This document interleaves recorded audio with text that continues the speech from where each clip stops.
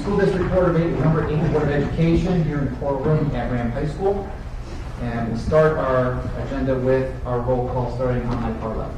Captain Lund, Administrative Assistant. Tom Fremont, Hebron. Dina Zimmer, Marlboro. Michael Turner, Marlboro. Amy Tanya, Hebron. Joe O'Connor, Hebron. And Katerina, Marlboro. Richard Capleton, Hebron. Kevin Williams, Hebron. Selinsky, Superintendent of Schools. Jane Neal, Business Manager.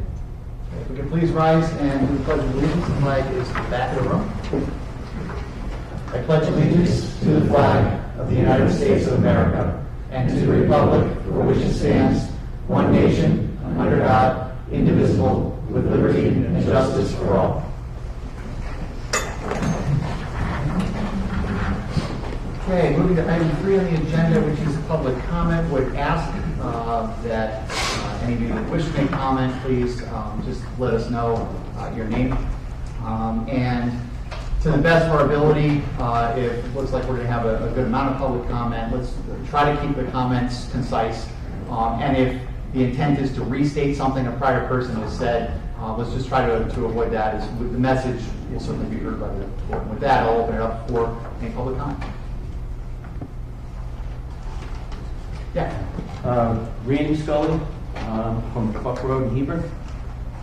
It's my understanding that tonight one of the items on the agenda is a vote for the potential outsourcing of the turf management of the RHAM facility to the town of Hebron, specifically, I guess, the Rich Calarco staff and his group.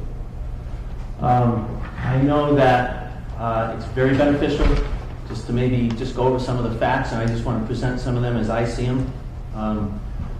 The facts are the fields, specifically the comp field out here, is unsatisfactory. Okay, and I say fact because for those of you who aren't aware of it, most recently with home games scheduled even for tournament play, we were in a position where we actually had to give up our home field advantage and take our game on the road. You know, from my opinion, I think a lot of folks here, that's unacceptable.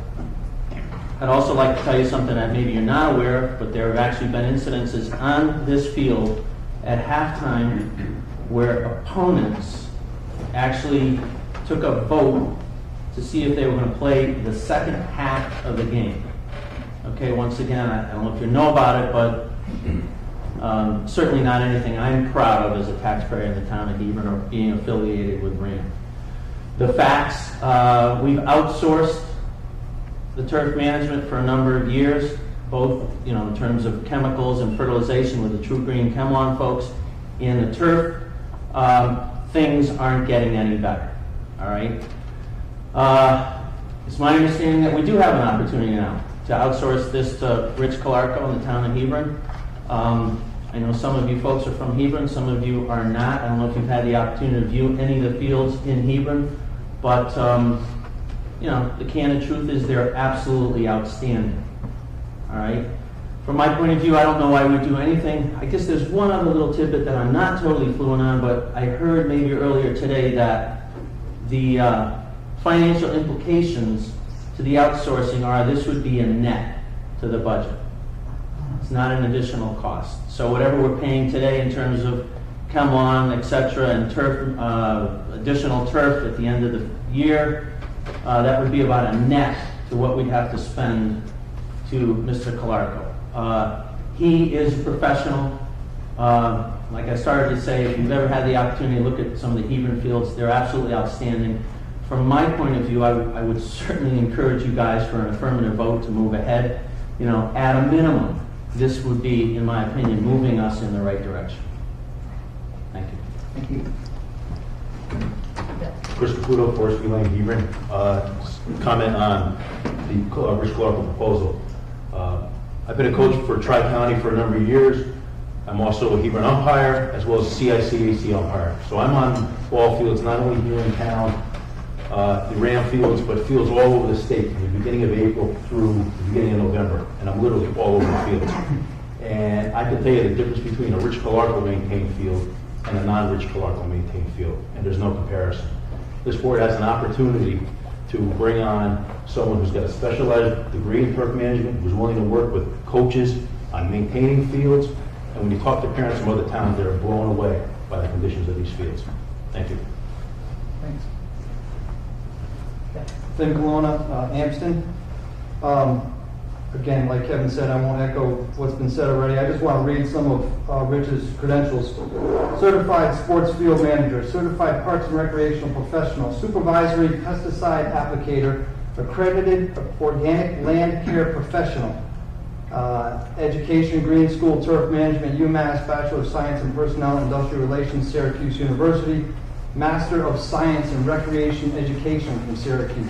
Oh, by the way, he's president of the Connecticut Parks Association. He's president of the New England Sports Turf Managers Association. And he's a member of the Yukon IPM Committee, which is Integrated Pest Management Control. I don't know grass. I don't know how many of us know grass, but we've got a guy in town that knows grass. And our kids deserve to have better fields than what they have now. And obviously this is a small part. Education and what you guys are doing is much more important. But in the $155,000 fees that we pay for play, we deserve better for our kids. We deserve safe fields. And you know, we had, as Randy had said, the number 3 ranked, the number 4 ranked state soccer teams, boys and girls, got shipped out of town to go play their final games. And I was at the girls' senior night. I did the announcing for them. A lot of these girls have been together for over 10 years playing. And for their CCC tournament and state tournament, they got bused elsewhere, out of town to go play their final games instead of being in front of their home crowd, which was very tough to see.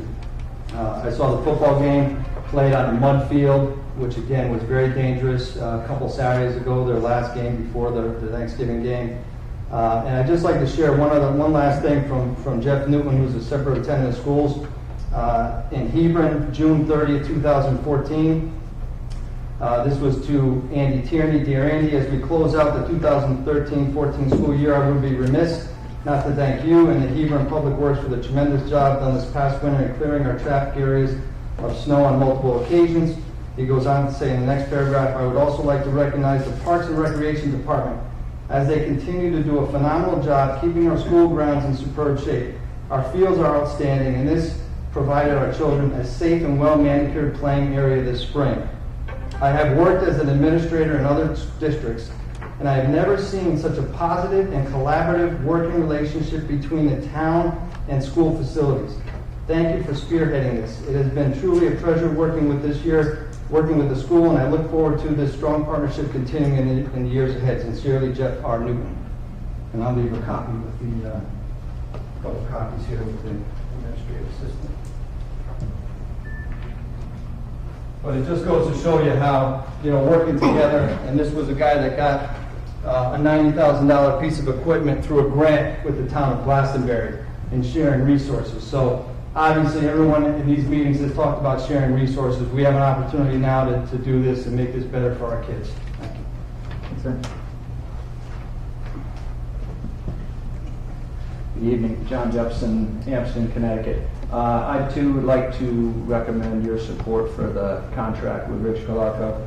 I personally know, after working with Hebron Youth Soccer for 12, 13 years, president of the club for many years, I personally know a number of the coaches in the league that play against RHAM in the CCC East.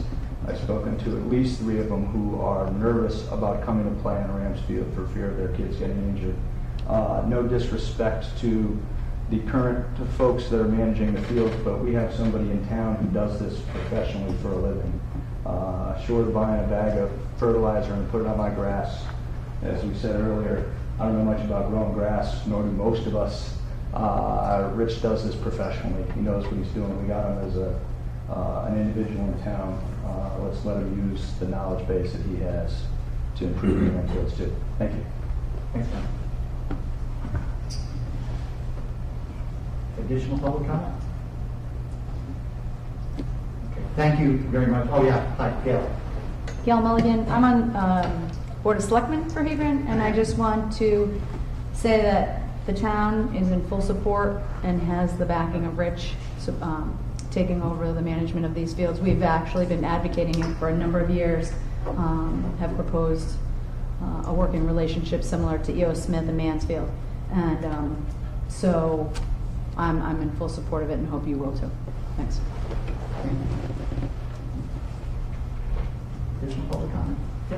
Ray Bell, Amston. I'm also the boys varsity coach here at RHAM High. If I could just share a moment with you, the Glastonbury game, when they showed up to our field, I know a couple of the coaches, and they made comments to me. And the comments were, how was it? It's called the fishbowl around the league. That's what they call our facility. So, needless to say, it was a little bit of embarrassment when we're the #1 seed and we have schools coming to our facility. Normally when people are coming to RHAM, probably 90% of the time it's for athletics. And we didn't show up well that particular day, at least at our field. When we went to theirs, we did fine. But, we have high expectations for our kids here in town. I think we should have high expectations for us as coaches, parents, administrators, to provide them with the resources so they could be successful. Thank you. Thanks, Rick. Additional comment? Okay. Thank you for your input. It is highly valued, and yes, we do have on our agenda tonight that topic of discussion. So the board will be taking all of your feedback into consideration as we have our discussions. Okay, so that moves us to item 4, additions to the agenda, and I'd like to put a motion out there up front that we move current item 11, executive session for the purposes of discussion and possible action regarding negotiations, from item 11, move it up to item 8.0A to put it at the beginning of our action item sequence. There are some key items that we need to talk in that segment, and we want to make sure that we get to them with full energy and full focus. Is there a second for that motion to move item 11 up to 8.0? Second from Matt. Okay. Discussion. Why are we doing that? Why are we changing? Is that for time or, It's a combination, Tom. It's for time, but it's also for the energy and focus that we need to have, and the fact that actually there are some items that were raised to the board chair this week that some folks are looking for to bring into additional items on the agenda anyway that will be discussed as part of that segment.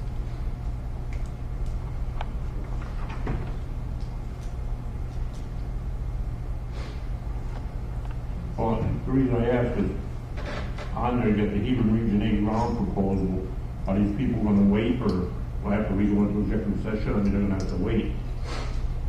It's not anticipated that the executive session is going to take a significant period of time, but it is important enough. We're going to be, among other things, there are some contract negotiation items that we need to touch on. No, I understand. Okay, well, as long as everybody doesn't talk too much, it won't be too long. But that's the only reason I'm looking at what's on there. Fully understood. And if these people, are willing to wait, fine, and give a donation for the scoreboard, wow. Yeah, well. Could we have amended to move? What do you think, you want to move it? Could we amend it and move the, Well, I mean, Hebron proposal people here, are they gonna, just before are they going to wait? I don't know. Okay, so you want to take current item 8.7, the discussion of the grounds proposal, and move that up to the beginning of the action item section as well? So we would make 8.7 item 8.0A, and we would make item 11 8.0B. Well, 8.7 and 8.8, if we can, these people might like to hear about it, there's a scoreboard involved. And the people we have here in the audience, they seem to be feeling on it. So I think those two, that's my feeling, should be discussed before we move to executive session. Richard, close at 8.8. Did you need that moved up to? it wouldn't hurt. It's a quick, should be a quick one. Okay. I don't have any problem from the original motion perspective making 8.7, 8.0A, 8.8, 8.0B, and 11, 8.0C. Annie, you okay with that? Okay. Any other discussion? Okay. All in favor, say aye. Aye. Opposed? Abstentions? Motion carries. Additional requests for additions to the agenda. Okay, go ahead, Rich. I'd like to make a motion to add the following to the agenda. Discussion and possible action regarding changes to the monthly and quarterly financial reports made to the board.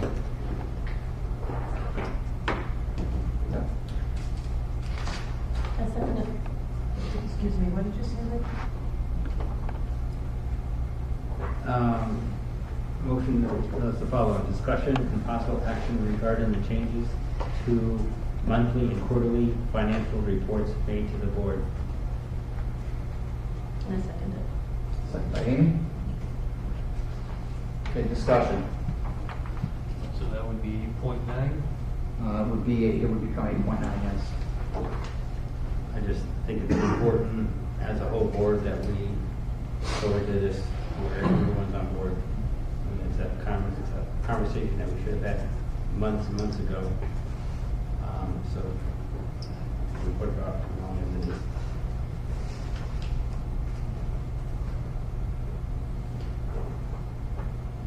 Further discussion?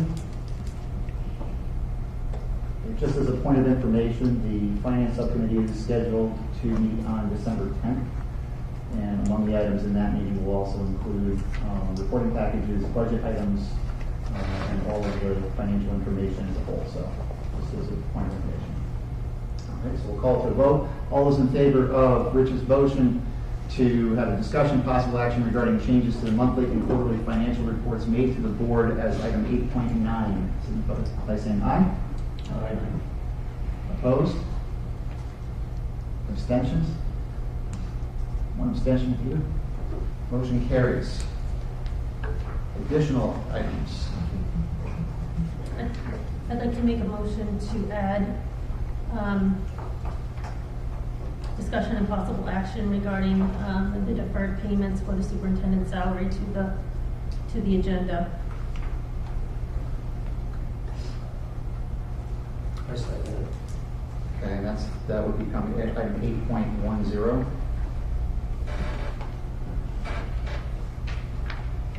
I just, and I mentioned in an email earlier this week to the chair that we're interested in hearing about all forms of compensation, what's been paid, what's been deferred, how much is it, and how is it shown in the budget. This has been an arrangement since 2009, my understanding is, and I just don't have any information about it whatsoever, so I'd like to bring it up into the open at this point. I also agree with that. I think it's, it's been, I sent an email to the chair as well, and I made a phone call to our business manager, and it's been February, we've been talking about this, and nothing has been done. I mean, there has been some things done, but I think it's time that we finalize where we really stand with this and what are the financial implications to the districts are. And just put it to bed. I think we can clarify it, but I think it's time to move on with it. Okay. Other discussion? Obviously I agree with it. I've been working on this thing since February, brought it up many times. I would like we find a way to close this. Any other discussion? Okay, we'll call for a vote. All those in favor of adding 8.10 to discuss deferred payments to superintendent's salary, please signify by saying aye. Aye. Opposed? And abstentions. Okay, motion carries with 2 opposed. Additional items for the agenda. I'd like to make a motion to add to the agenda for tonight's discussion the 2014-15 budget process for discussion on format and to establish a calendar for budget preparation.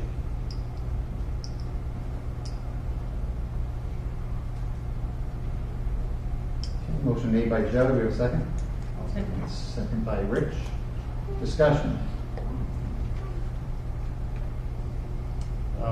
The intent is, I believe, we talked about this months ago as well, to establish, I know we're working towards some progression with the teachers in presenting their material to us for budget consideration. But I think we need to establish a timeline of where we are going to be going forward. I know there's other boards that have already established their timelines. I think we're a little bit behind in that. I think we're encroaching on the situation we had last year, getting into December, holiday season, and starting to fall a little bit behind. So I'd like to see if we can move this a little bit, shake it up a little bit and set some tentative dates for the discussion and meetings and so forth. Additional discussion? Yes, Peter. To this proposal, could you please tell me our policy? What is our policy for the budget? And when the budget should be proposed and what should be proposed? I'll bring that up. While I'm bringing that up, Rich, do you have an additional point? Yeah, I was actually on the website looking at E.O. Smith, and they already have their calendar. They had their first off-site meeting, discussed the budget on November 9th or something like that. So it's clear that we're quite a bit behind that. And it's been a topic for discussion for many, many months now, and it's kind of we get to move on.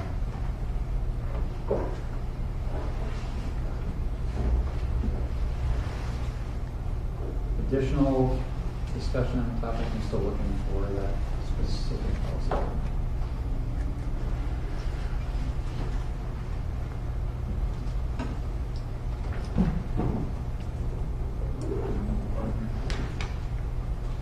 While you're reading, if I could Yeah, go ahead. comment. Yeah, please.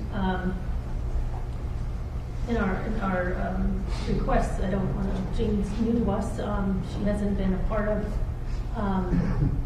the road we went on last year.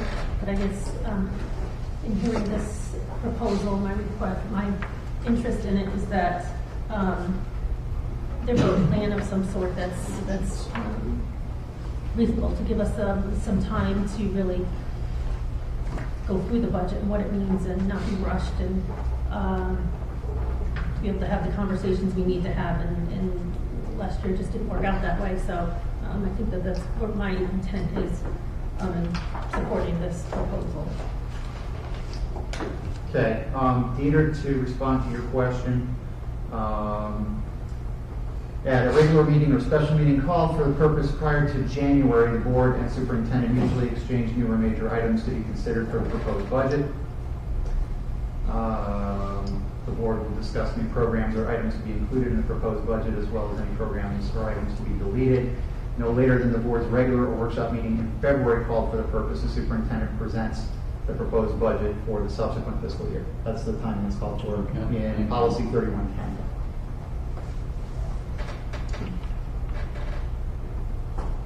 Okay, any further discussion? I'm curious now, how many we got going here? Would I make, that's what I've done with that. Now, we had executive session. How many did we put before that now? I mean, everybody started adding on. We had 2 to begin with. Now everybody's starting to add on. We kept it the way it was. We only added, this would be the third one that we added. I apologize for being late. That's all right. Can I get a point of order what's been added, where are we? Yep, so item 8.7, which was the discussion regarding the grounds proposal, is moved up to 8.0A. 8.8, which was the discussion of possible action regarding acceptance of the donation of the scoreboard, is moved up to 8.0B. Item 11, the executive session for the purposes of discussion and possible action regarding negotiations, is moved up to 8.0C. In addition, we've added 2 items so far. Item 8.9, discussion on financial reporting and desired changes by the board. Item 8.10, discussion regarding the deferred payments to the superintendent. And the proposal that's on the table now is to add item 8.11, which would be a discussion around the 2014-15 budget format and establishing a calendar, which was made by Joe. We're still in discussion on the budget. Adding that item. So the motion is to come up with a format for the budget tonight, No, it's discussion on the format. discussion and format for the budget. Yep, format the budget and establishing a calendar for the budget preparation. Any further discussion? All right. All those in favor, please signify by saying aye. Those opposed, say nay. You've got 4 noes. So you show your hand again if you go to the middle, please. 5 noes. Motion does not pass and 2/3 to add. Okay. Thomas, All right. yes, the first one. Okay. Yeah. All those in favor,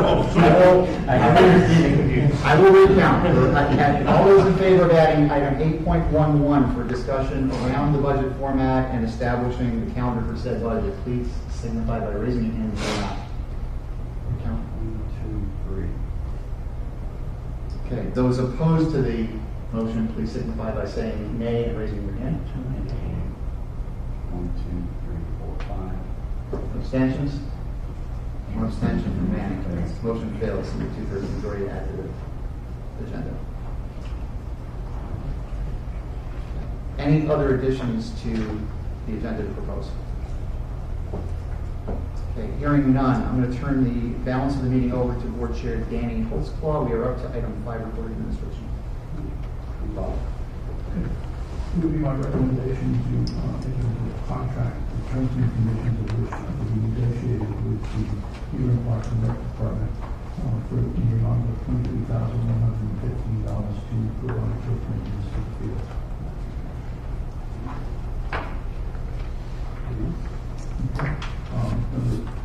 Number 2, at the next meeting, there will be a presentation made by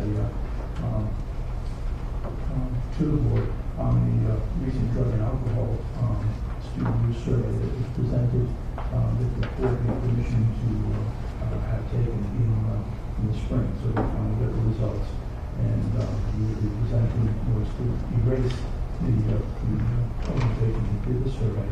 We'll be presenting it to the board in at the next meeting. Some important data in there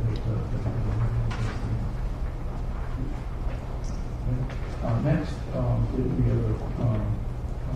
notified that the Boosters Club wants to donate a score to the school board for the middle school softball baseball field.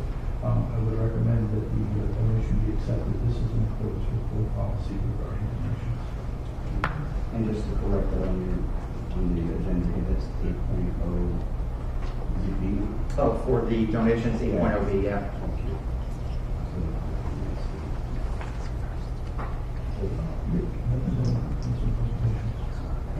Oh, I have 2 other things I'd like to just briefly go over. Number 1, the auditors will be finished their work by December 15th. The report will be filed with the State Department of Education. They will be presenting the audit to the board at the January meeting, and the board can consider the audit for a period of a month, and then vote to accept it for February.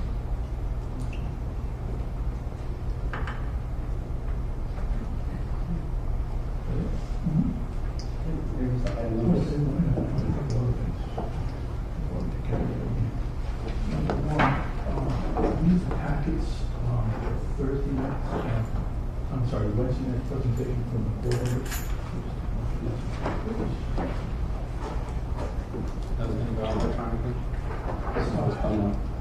Yeah, I'll send it out electronically, but I just want to be sure everybody got it. Sometimes we mail some of them and they don't always get them in time. U.S. Postal Service does not always cooperate. Next, we do question for information regarding the flood participation fees for the fall season. Here's the report on that.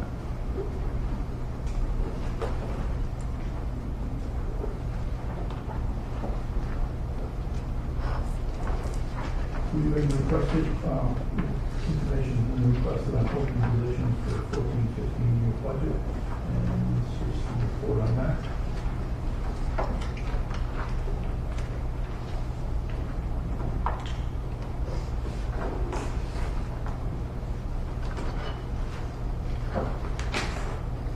Hopefully there are some questions about the budget function, and I've asked Mr. Field to go through it and do some explanation as to why there might be some continuity.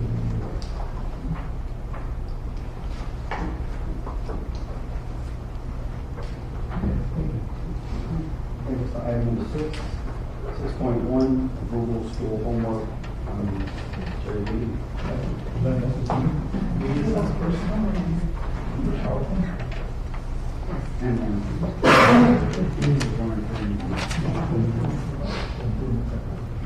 Good evening. Thank you for the opportunity to speak to you about technology use in districts. I'm Jerry Deneen. I'm the Library Media Specialist up here at the high school. Although I will be speaking about technology that is being used across the whole district, so I'm going to speak all. All of the technology, the hardware, the software, the applications that are being implemented in our classrooms are grounded in the Connecticut Information and Technology Literacy Skills Framework.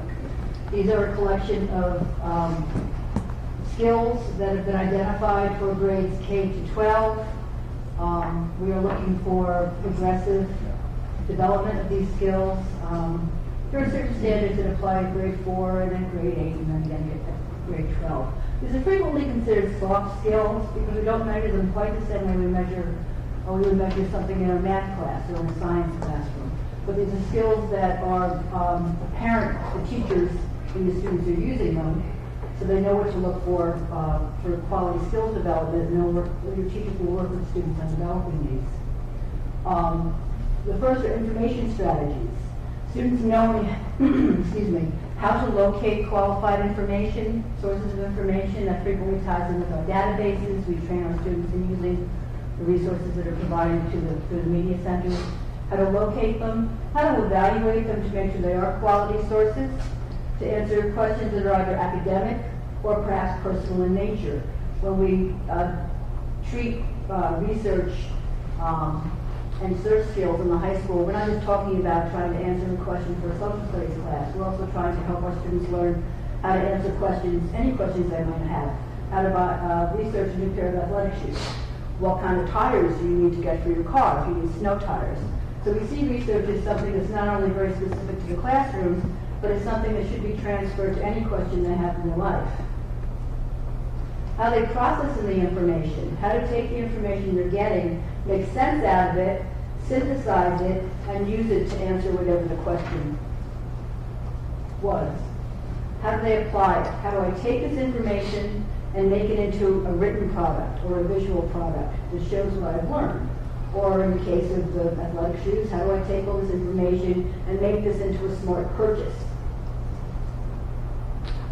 The technology that they use, the hardware and the software. How do they use these things? Are they using them responsibly? Are they using them effectively? When it comes to responsibility, that would be responsible use of the hardware in the building, as well as internet resources, using these responsibly, ethically, legally.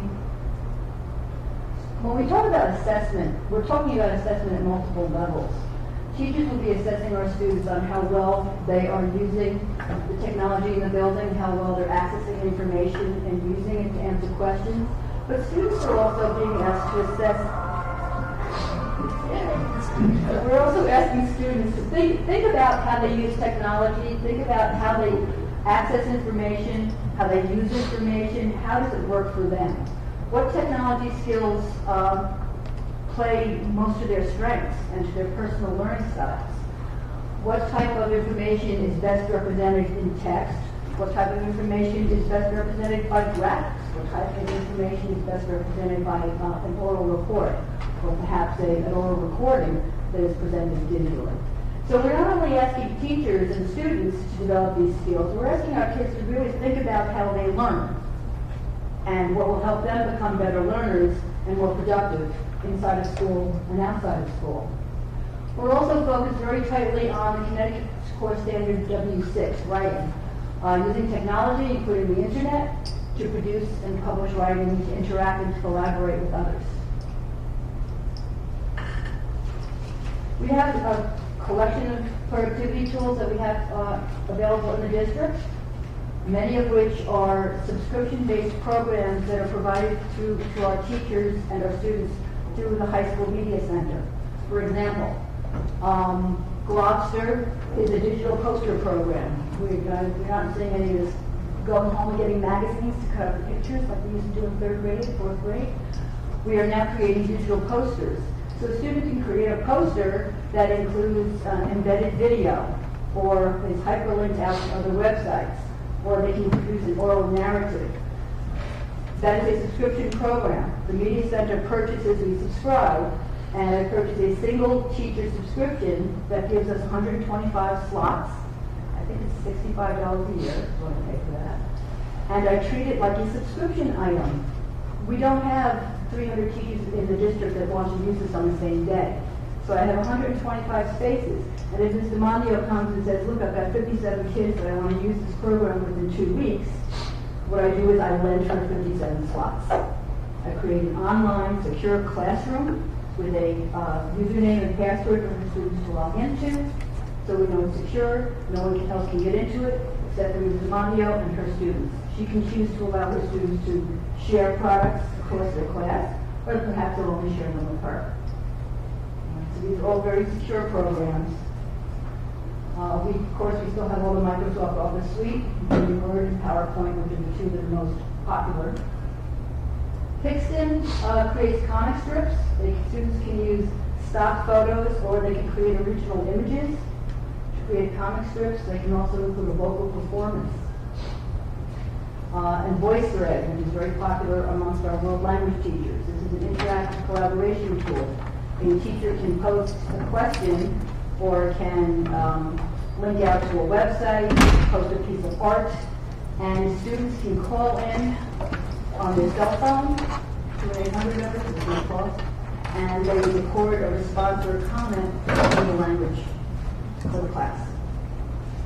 And so this allows other people to add voice, text, audio, and video comments.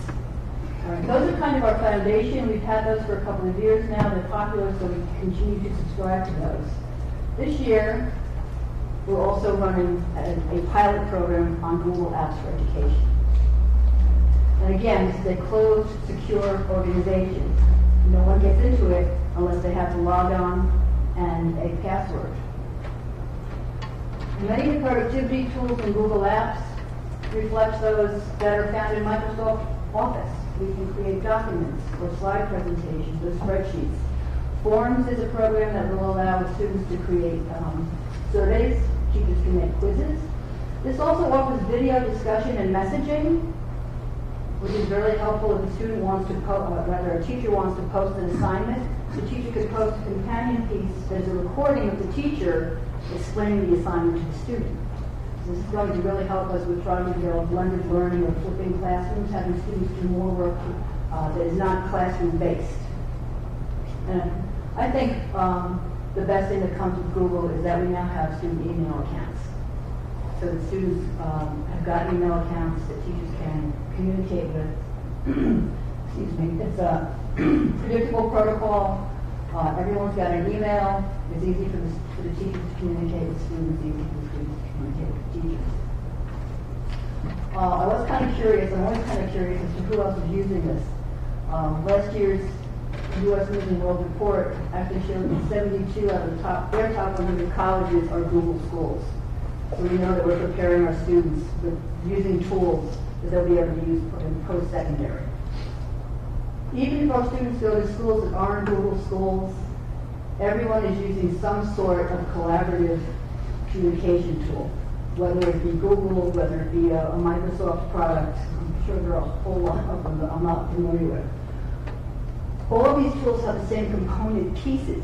What we're trying to do with Google is teach the students to feel comfortable with exploring and learning new tools, to learn that there's a way to share a document, there's a way to make a video recording, there's a way to make an oral recording, and to do things in a collaborative manner, which is something that Mr. Flippin is going to show you shortly. I'm sorry, it's not very clear. This is the latest 30-day usage that I was able to pull up from Google.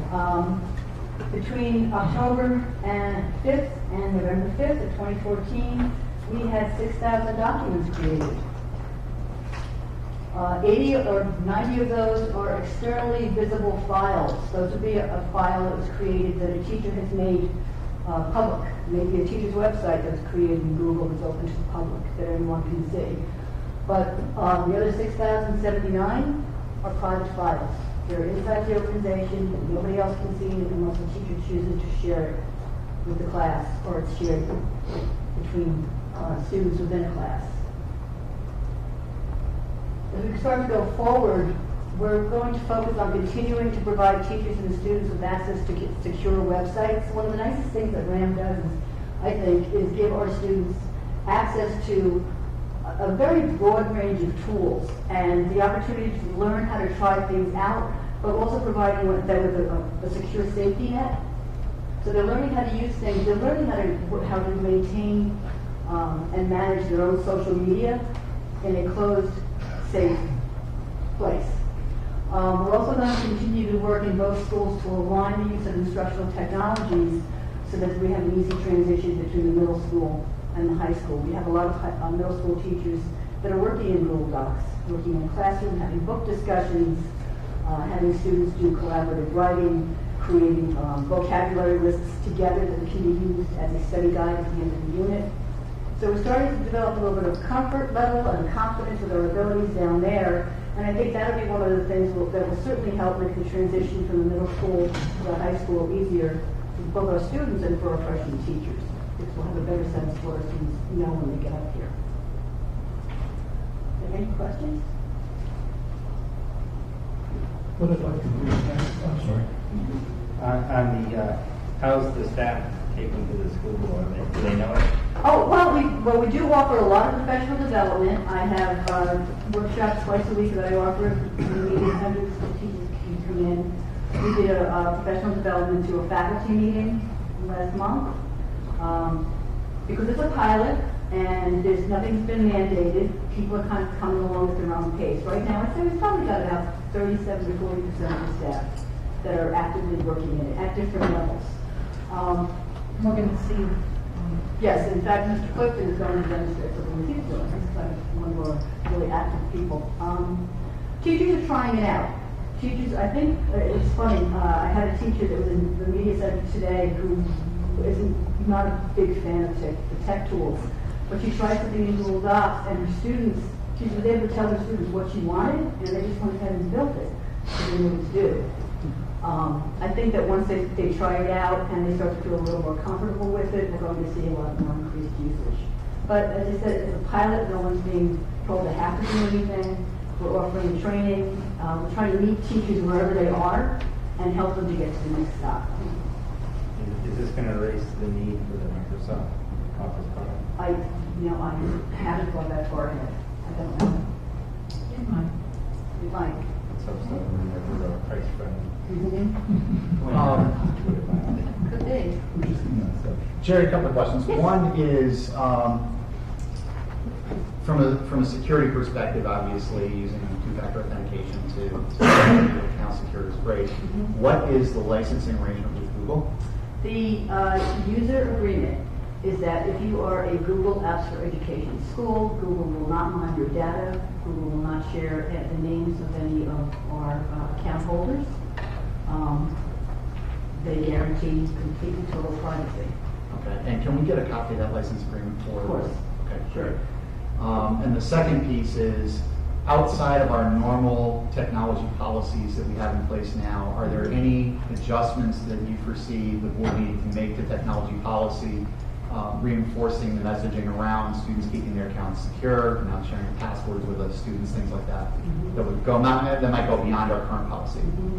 Well, I think that the current policy that we have in place is adequate. I think that what we're trying to do with messaging is just make that part of the whole message about online security and social media. And just like don't share your locker combination with the kid next door. It's the same thing, protecting your digital footprint, protecting your privacy. And this internet safety and digital safety, cyber safety, is something that we talk to our students about all the time, and that's got everything from Twitter to what they're posting. They used to post on a Facebook page to what they're doing on Instagram or going or whatever the next new thing is in college, you know, the new thing going on. And I think it all falls under that umbrella. But I think the way I understand our policy, I think today is accurate. Okay, thank you. Thank you. Yes, you mentioned this is a pilot program. When is the term over for the pilot? My understanding is that we're piloting this year, we're going to continue to pilot next year. Our main interest is giving our teachers the opportunity to get the professional development in, feel comfortable and confident with the program, and I believe that we will probably be reevaluating it about the middle of next year to see where we go from there. Is there a plan to kind of pilot the middle school or strictly? In the middle school, when we get to the middle school. Good. The other question I had regarding Google was, you mentioned the whole privacy thing, and to your point about policy, we're not even sure we have a policy. If we need to, for whatever reason, get into students' email, is there any policy around that? If they start sending out bullying text There is. Well, it would be just the same as going into a student's locker. The lockers or the student's locker, unless there is a just cause or reasonable suspicion. I'm not quite sure what the standard is, but if there is a reason for us to go looking in someone's locker, and it's just like emails at any private employer or here in school. I mean, I have a school email account that I consider mine, but I know that that's not private. And we all know that wherever we work, we have a work email account, but we know that that's not a private account. I agree. I just think we need to make sure we have a policy for the students so that they understand that as well. We need to add that, and we need to add that. The last question is, you mentioned the productivity tools like Animoto and Clocks and so forth. Are those available to students outside of the teacher reservation system? They are. I've had students that have used programs in freshman year or sophomore year come in during junior year and say, hey, I'd like to build something in Animoto, I'd like to use Blockster, and I set them up with a student account for whatever they get time for them to use it. Yes. Yeah. And then it's made available to everyone because it's part of the media services. Bob, do we have any, I'm sorry, is there going to be any additional upgrades to servers that's going to be required as we more and more get added on to? We did a major upgrade of the network last year. We moved switches in, and just a conversation I remember having with Ryan that the bandwidth at the school is sufficient. I think that what we need to do is we virtualize some of the servers. We need to continue to look at that. If you recall, this year, like we also hosted Power Student remotely. And we're continuing to look at ways that we can really minimize our costs with the network to yet get the biggest bang for our buck. So that we're always looking at that and just trying to find ways that we can reduce our costs yet provide greater service to the kids.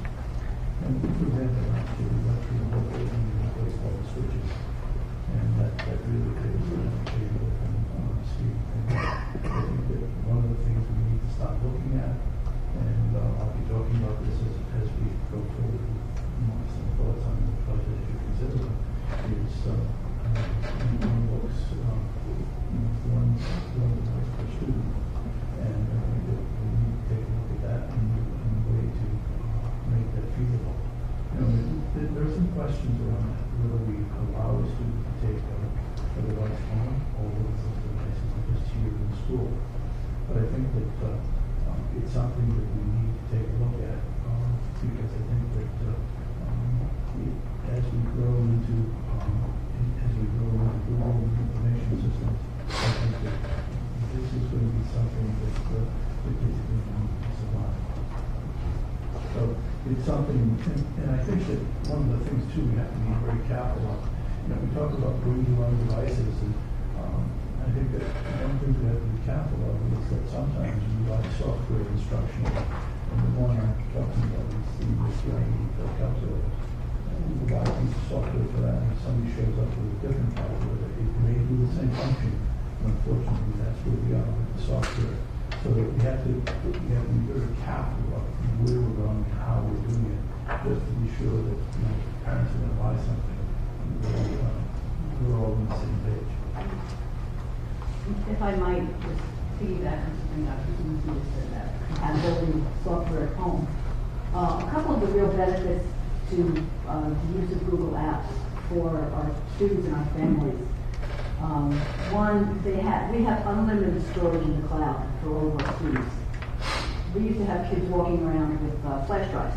They would come to school, they would do some work on the school network account, which they could not access from off campus. They had to have their flash drive with them. And I have got the most amazing collection of abandoned flash drives in the media center, because students walk away and leave all their work behind. With Google Apps, if they make something, they document in Google Apps and save it to Google Drive, they can then access it from any internet-enabled computer or their smartphone, and a lot of them do. And again, it's got the unlimited storage. So if they create something for music or they create something for art, let's say a large size file, they can store it in their Google Drive. Also, using these programs does not require our families to have the Microsoft Office suite at home. I've had a lot of students come in and say they like using Google because they didn't have Microsoft Word at home. They had a different word processing program, and their word processing program didn't play well with Microsoft Words. They would send something to school, and the teacher couldn't deconstruct or reconstruct the file, and it became problematic and stressful for them.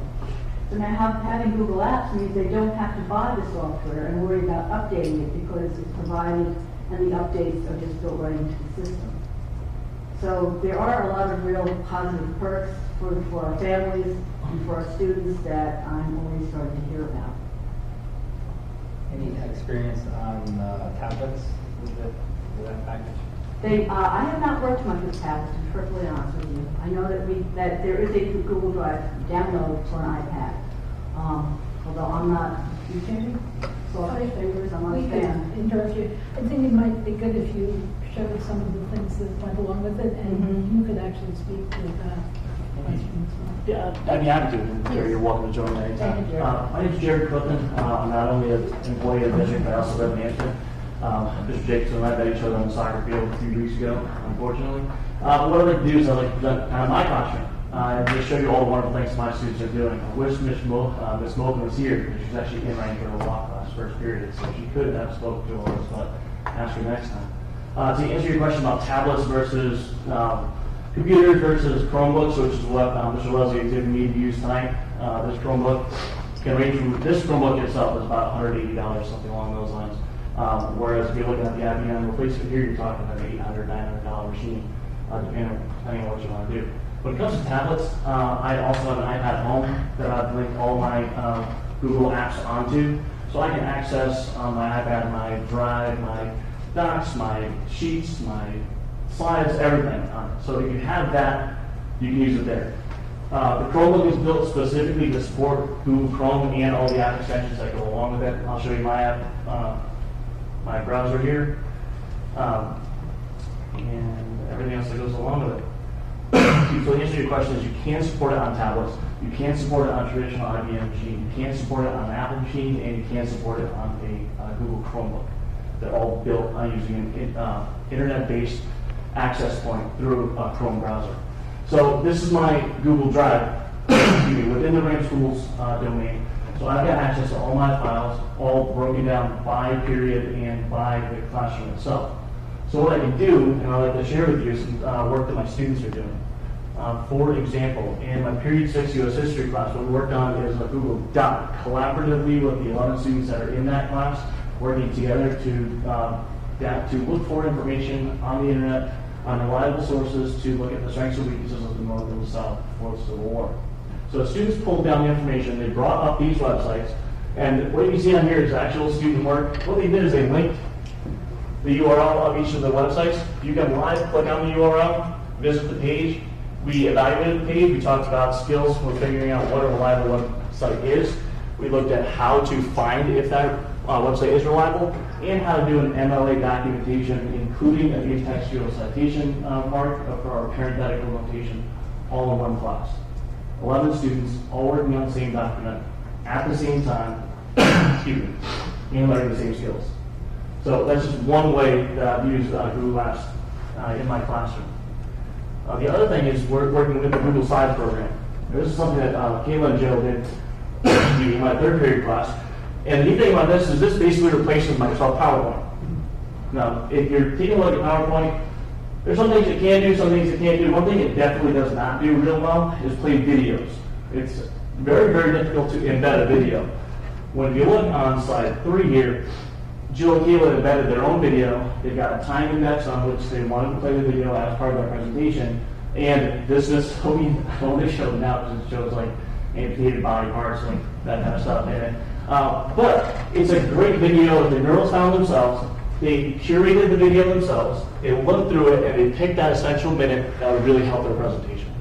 So when you look at this Google Slides app that you can use, it's really easy to work with. The students can work collaboratively on it. And if I had another person into the document, what you would see right here in between present and comments is a chat function.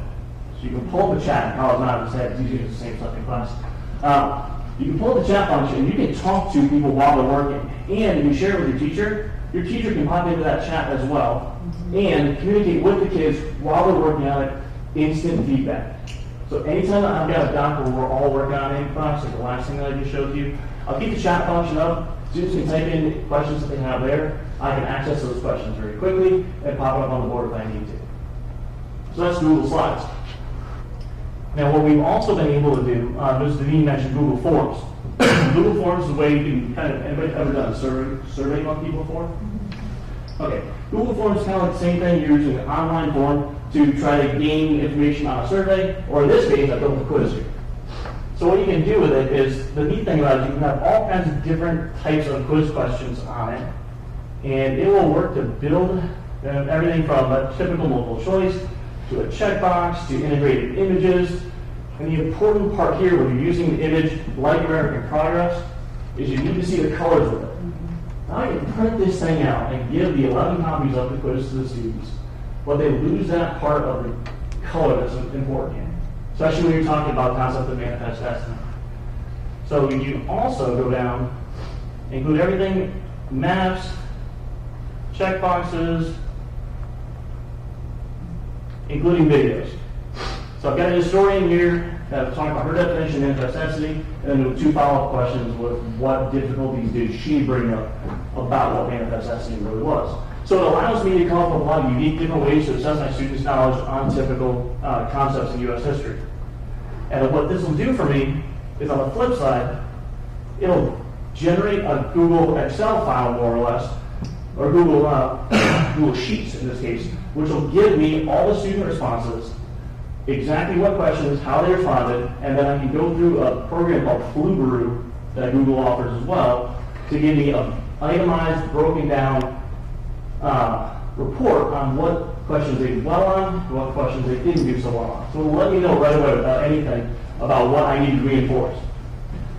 Now the next thing I'd like to take you through is the classroom.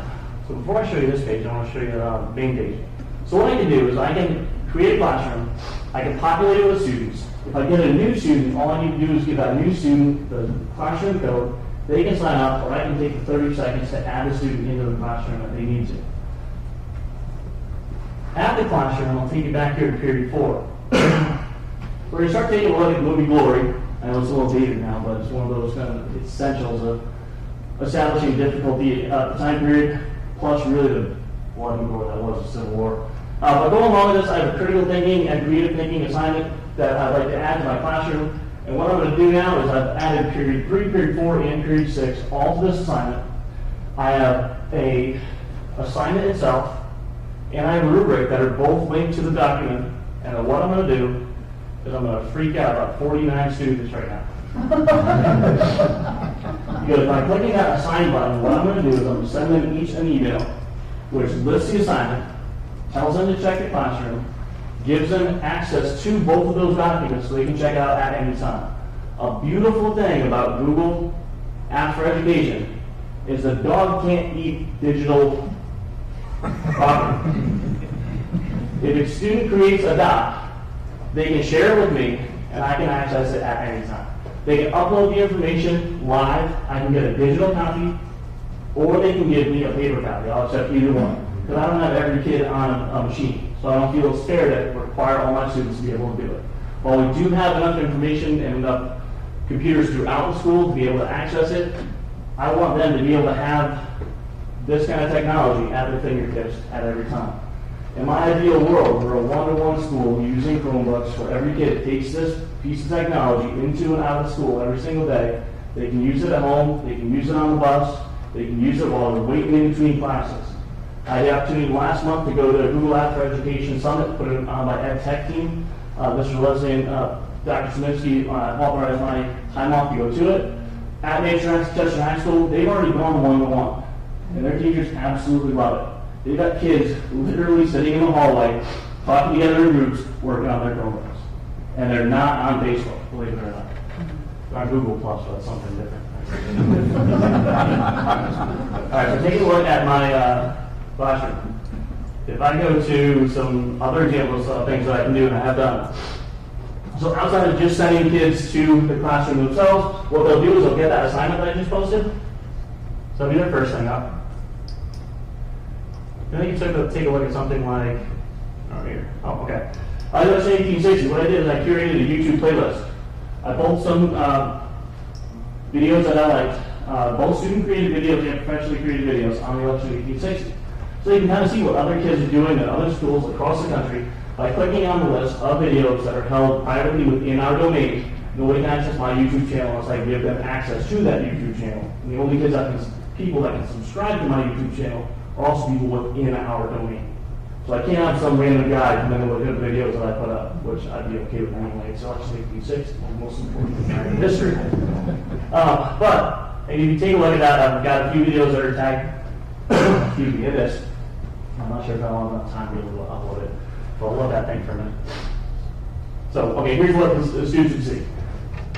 They see the 4 things put up. They can take a look at this at home. I'm going to assign them to look at one of the 4 videos. So I've got a long video if you like the topic of 14 minutes and 37 seconds. But outside of that, I've got 2 minutes and 36 seconds. My homework assignment to go along with this was the students watch at least one video on the election of 1860 and then bring in 2 of the major topics about the election that we could then discuss in class. So it's that flipping the classroom that you currently hear about in educational jargon piece of work. But the kids love it. And for homework that you can do, the longest thing is 14 minutes, and that's the Crash Course in History. If you haven't watched it yet, it's a great video take on Colorado. That's awesome. These guys go so quickly for it. The visuals are awesome. And you can choose your homework assignment, more or less. I've also, that's the assignment. There we go. This is my YouTube channel that I created, again, hosted on the RHAM Schools domain. So those are all the different playlists that I put together. Everything from the election 1860s or period antebellum to a mock trial. Again, I wish Hannah was here so I can talk to her about that. This is, I'm excited about it because the students love it. It's easy to do. It's free. It's right now at the precipice of kind of taking over. So you ask, like, are we going to need to pay for the license of Microsoft? I would say in the future, no. Docs does everything but columns. Like, Slides does every single thing that PowerPoint does, plus a couple things. The only thing that PowerPoint does is a couple extra animations on it. You can get sheets for what we would use on Excel right now. And in the classroom, I find pretty much invaluable. I can reach all my students with one click on pretty much any course that I have. So this was free. I did a weekend of professional development with the Google Lab for Education Ed Tech team. I highly recommend it. I wish everybody could get sent to it, but you come back charged to use this and to get the stuff to the kids. The kids like the opportunity to do something. They love the idea of collaborating. They love the idea of communicating with each other, critical thinking, and creative thinking. And if you take a look at 21st century learning expectations, the 4 C's that I just gave to you are some of the most important pieces when you talk about just about any education cycle right now. So, using Google Apps for Education gives me the opportunity to showcase my students' abilities in many different mediums. So, sorry about that, but it's kind of all excited. Do you have any questions? Thank you. Vicki? Great job. That was awesome. Thanks a lot. Thank you, Jerry.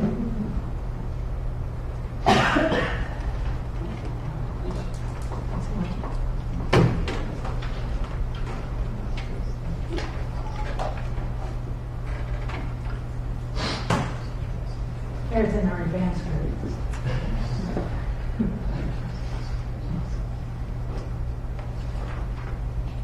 And we have about another 5 or maybe up to half a dozen at this point. Teachers who are going to be going, you're going as well, going to be going to an additional Google Apps Summit meeting that's happening in February? In February. Florida. Yes, yeah. How did you go down? Florida. Florida, New England.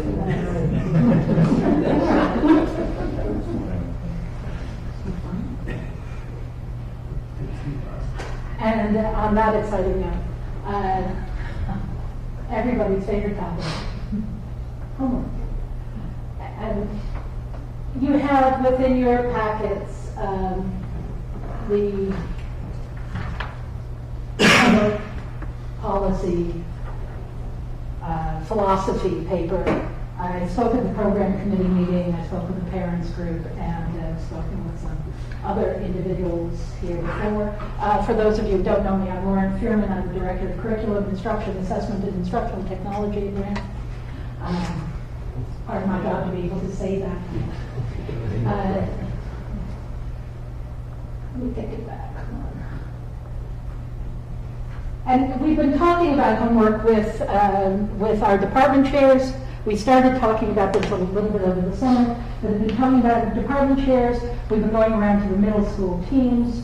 Dr. Cersei, Ms. Bell, and I are meeting with all of the different teams in the middle school to talk about some of these issues. And I'm going to call you Doctor. Scott and I will be going to the department meetings at the high school as well. Some of the departments have talked about this a lot already, some of them not so much. The current high school policy, which is what is up here, isn't changing at all. This is what the current high school homework policy is that assignments outside of the classroom include a variety of things. It is good for students to do a variety of things.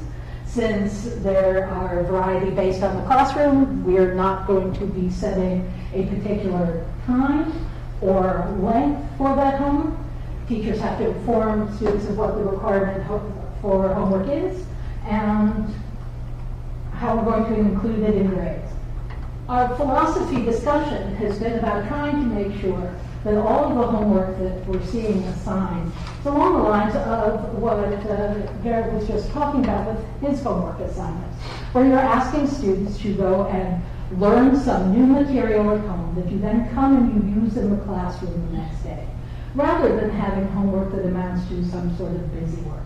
So when we start talking about homework, one of the things I want to be sure everybody understands is the first thing you have to do is define what homework is. And the fact that it's taking place outside of the classroom doesn't mean it's the sort of homework that we're talking about here. Long-term projects, watching a film when you're at home, all of these are good things, right? They practice exercises, reading, all of these are things we want students to do. What we don't want to do is confuse a grade for a completion of some sort of practice with a grade for a student's demonstration of competency. And we've had some instances of this in the past, and recently we've had some times where students' grades, there was some research done at the middle school a couple of years ago showing that we had a number of students whose grade based on tests and quizzes on mastery of the skills would be at a certain point if you excluded homework. And once you included homework, the grade went up by 10, 15 points. So if the point of the homework is to help students practice for showing their mastery of the skills, in a case like that, it didn't do what you wanted it to do. We also have a few instances in which a student's grade on tests and quizzes would be quite high.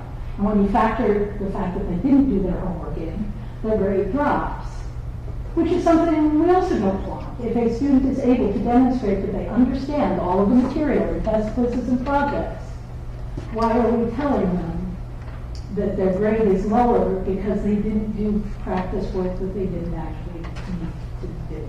So we want to make sure that the purpose of all of our assignments is to advance student learning, not to jump through a hoop, not to engage in practice that half of the class needs and the other half doesn't, but we're going to assign it to everybody because it's easier that way.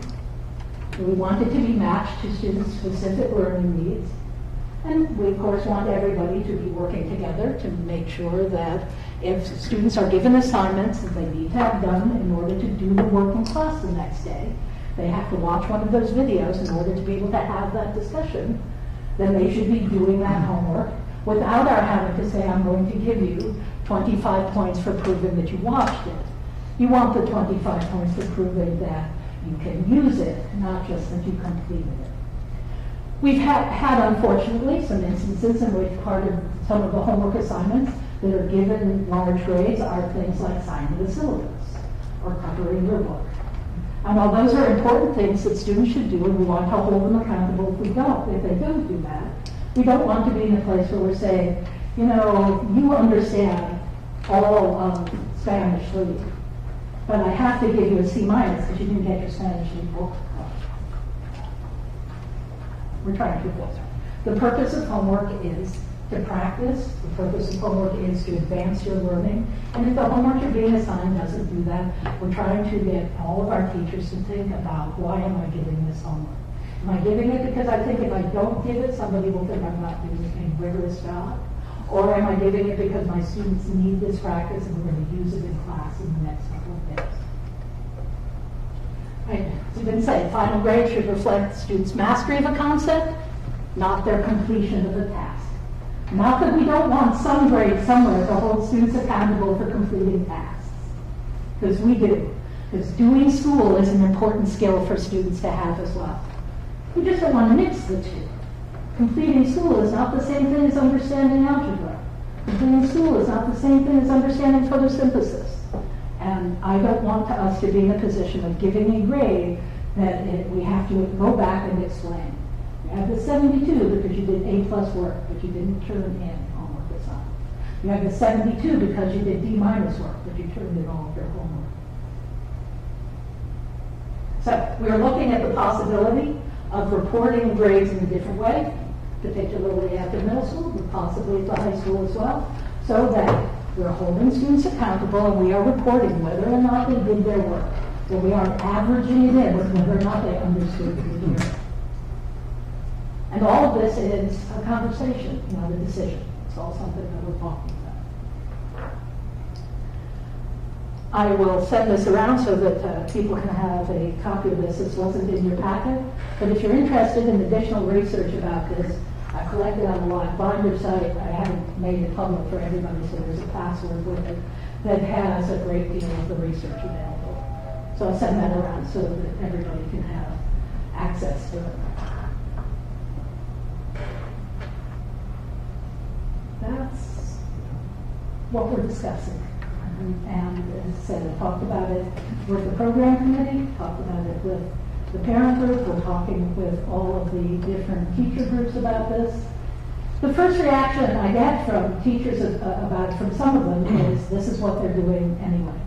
I've had some teachers who are concerned that we have to make sure that we in some way continue to hold students accountable for doing the work they're supposed to do. But once we explain that, we're never going to be saying that it's okay not to do your work. You have to do your work. We just don't want to say that doing your work and understanding the material are the same thing. Most people are pretty comfortable with it. Yes? Your handout, or the material that you had for your presentation, included a proposed policy. Am I correct? Well, the proposed policy is that we have the high school policy, which is exactly the same as it currently is, plus the paragraph below it, which really is just, at least I think, is just saying this sort of. Understood. I'm not questioning. My question is just procedural, because I want to know, do we need to hand it off to policy yet to start working on crafting this and interacting with other policy implications and so forth? Or? If it is something that you're ready to go to that next step with. Well, that's what I'm asking you, because this is what you're proposing, so I'll hand it off to Kevin to bring to policy. Yeah, Dan, and Rich brings up a great point. I think program probably needs to look at it before it goes to policy. Because I'd rather know the program agrees with the educational alignment of it, and then policy can draft the wording. That was my question. But you're ready. This is a Well, I'm ready to have other people talk about it. Other questions? I'd like to add one thing to that conversation. I've seen, not all teachers, but some teachers that aren't really checking the homework. And regardless of whether they're graded or not. And I'm hoping we encourage, if they are not getting those A's, to sit down with the student and discuss why. Well, that's the purpose of it, is that if what you're getting is a completion grade, you wrote something down, then the homework isn't being used to help further learning. And what's the point, right? So we want it, whether it's being used, if it's going to be used as part of the grade, then it really isn't homework, it's a quiz.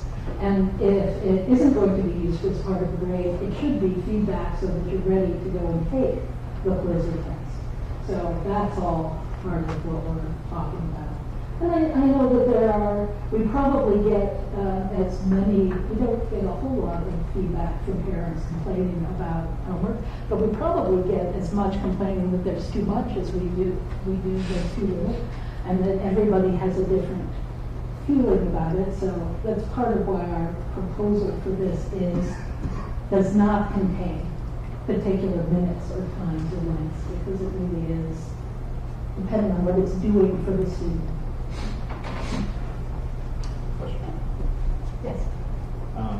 To your point, that a lot of what I've heard this year, especially from parents that are new to high school, is that there is quite a bit of homework, and not so much in, I guess, the quantity, but the amount of time that it takes. And if you consider most students have 6 courses, and even if it's 30 minutes per course of homework, you're talking 3 hours. And that's, when you factor in after school activities and trying to get 8 hours of sleep, doesn't leave a lot of time for much of anything else. And on the weekends, all the teachers do homework again. We got projects, we got whatever. So I like the fact that we're not putting an emphasis on just getting the work done, and actually getting more of a mastery type thing. On the other hand, I think we also need to have teachers understand that they all cannot assign stuff all at once and expect students that they'll be able to do all the work. It takes away from their family time, it takes away from their extracurricular time, and they need that. Absolutely. To have a well-balanced person. So I've heard from a lot of parents this year that there seems to be quite a bit of homework, just taking up a lot of time. And I don't know how much of that really reinforces the task, as you said, as we do. The other thing is, over the summer, there's like summer work that's given out to the kids to prepare them. A lot of that work is given without instruction. And I know my own onboarder this year spent a lot of time on this project. That was never checked, was never graded, nothing. It was a complete waste of time. She spent quite a bit of time on it. So again, what was the point? Yeah, I agree. I'm glad you feel my pain, but it's like, that shouldn't happen. No, it shouldn't. It shouldn't. And in fact, one of the things that in the course of looking at curriculum for all of our subjects that we look at is what courses are requiring summer work, what is the summer work, and is it something that should be in place the way it is. So while I can't make promises that everything gets fixed, it is part of why the job I hold exists, is so that in part I can be looking at those issues of curriculum and instruction where they may not have been addressed because there wasn't anybody overlooking all of it to look at it. I agree with you. It's one of my personal peeves is the summer homework packet that no one ever looks at. So, not being facetious when I say I feel any pain, I do dislike it intensely. So there are some that are useful, I don't want the policy that says there will be no summer packets, because some of them are very useful. Sometimes it really is building the learning that the students need for when they come back. But we don't want our students to spend time doing something where they neither get feedback for it, nor does it actually advance. Right, and that's a good point. And again, as we flip the classroom and have more on their own type of learning, Yep. to make sure that that shift doesn't all of a sudden make it a burden after school for them to get that learning. Most of that should be done during school time, and that's it for homework. Well, part of the idea with a flipped classroom is that what you're doing is watching something, and usually watching something that's relatively short. 2 minutes is good. 14 minutes would not be where you're going to watch 14 minutes of something, take some notes, and then when you come to school the next day, what's going to happen is we're going to discuss it, so that it won't take the class time for us to sit silently. But we do have a policy on homework though, right? So But a that time is- limit, right? At the middle school has a time limit, at the high school it does not. But I have to agree with Annie. I mean, I've seen my kids come home and they, in the middle school and at the high school now, I mean, they're spending a tremendous amount of time, 3 hours plus. So I'd like to know, how do teachers collaborate and say, is because I'm sure the teachers aren't sitting there talking at the lounge saying, Dylan O'Connor is getting, I'm going to give him 15 minutes today. What are you going to give him? And it's all just boom. He's got 3.5 hours of homework on Monday. So how does that? Well, at the middle school, the teams do in fact talk about when their long-term projects are due and what is due at a particular time. At the high school, the teachers are not having conversations because they're not set up on a team about that. But most teachers are trying to make sure that what they're expecting students to do any given night is not excessive.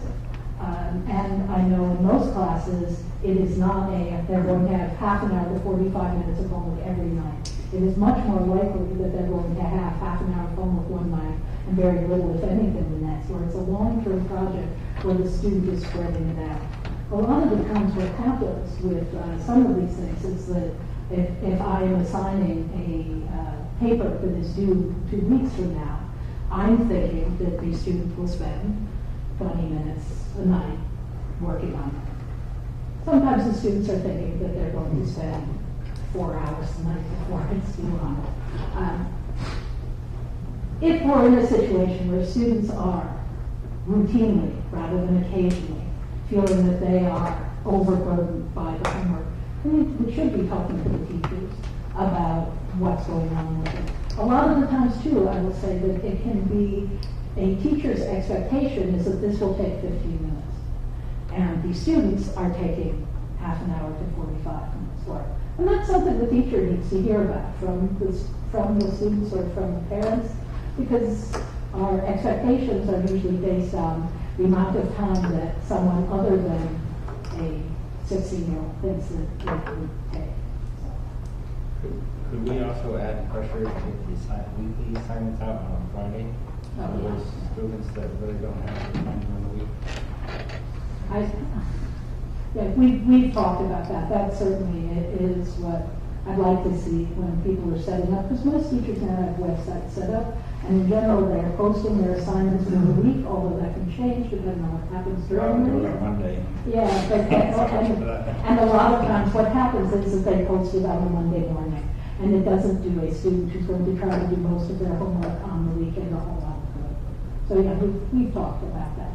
But it is, the wheels of change turn slowly, so we'll do what we can in order to have people moving in that direction.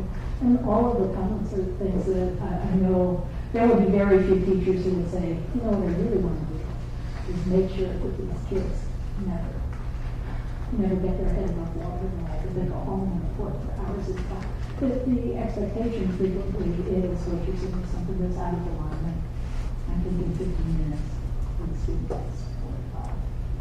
We have to look at those things. Your grace period and your welcome period is officially over. Welcome to your new position. All right, I'll take care of it. I have a question. Sure.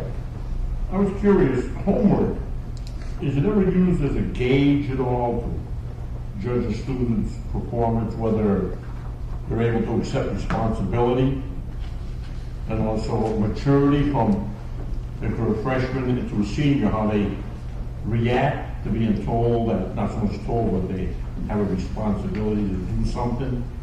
Well, of course, part of our expectations is that students are learning how to do school. So we do want to, that's what we said, we want to hold students accountable for being able to follow our rules. Okay, it don't have to be school, I mean, just in human life itself, I mean, we're all responsible for doing something, so if you start to slack, I would say there's a problem with the student. You know, I was just wondering if maturity looked at that, if the student's not doing. Well, that's part of what we certainly wind up talking about that, particularly in the team meetings at the middle school, where one of the things that the teachers will talk about is the reason the students' homework isn't coming in because they don't understand, or is it not coming in because they don't understand that they have to do the work and put the time in. So. If they're for that, and they're just not putting too much responsibility into their class, I mean, into their schoolwork, they're not taking it as a, you know, a necessary item. Well, absolutely, and that's as I say, it's part of what we want to be sure that in addition to measuring whether or not students have mastered the content material, we want to look at whether students have mastered being responsible for taking care of business. Okay, thank you. Any other questions? Thank you. Thank you very much. Item number 7, committee reports, beginning with communications. Communications, a couple of topics that we're working on currently. Among them are the storage period for board information, trying to extend that out a little bit further so you can go back further in the archives to find data. Looking at the school calendar and trying to address the fact that we need a way to consolidate calendar items into a common view, so you have a holistic view of what's happening, not just I have middle school stuff here, I have high school stuff here, I have district stuff here, and it's tough to get a handle on everything that's going on in one particular moment. We talked a little bit about the potential of looking into some email marketing options for ways to communicate more effectively with the public and allow it to be more of a subscription-based communication model. So as a parent, if I want to know about athletics, music, and social studies, what's going on, I have the ability to tag those, and then as we send communications out, we send out to the people on those distribution lists. People are only getting the stuff they're interested in, but they're always getting the stuff they're interested in. Instead of manually managing email lists that invariably leave people off or include somebody who decided they didn't want that information anymore and they get sick of seeing the email come through.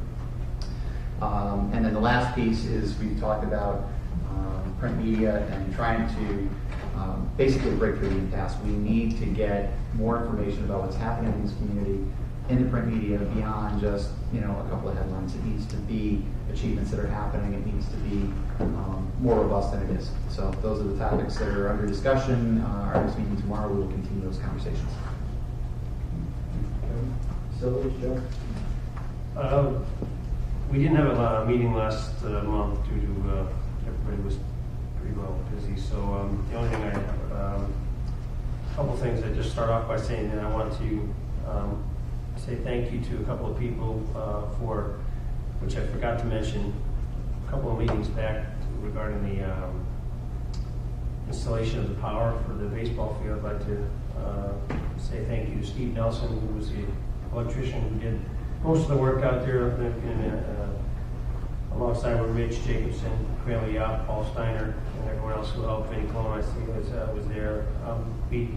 Those who don't know, there was never power at the baseball field, so Paul has requested, or did request that we bring power out there so he can use their pitching machine and save a couple arms on some of the coaches. About 2 weeks ago, we also did another volunteer effort with the stripping out the sod of the baseball batting cages for the girls' high school varsity softball field and the middle school. And we're going to put stone dust in. The girls' softball field has already got the stone dust in. We'll cut down on cutting the nets and maintaining the grass in those areas, along with the stone dust was donated from Tilcon. And I'd like to thank Kita for putting the article in the paper.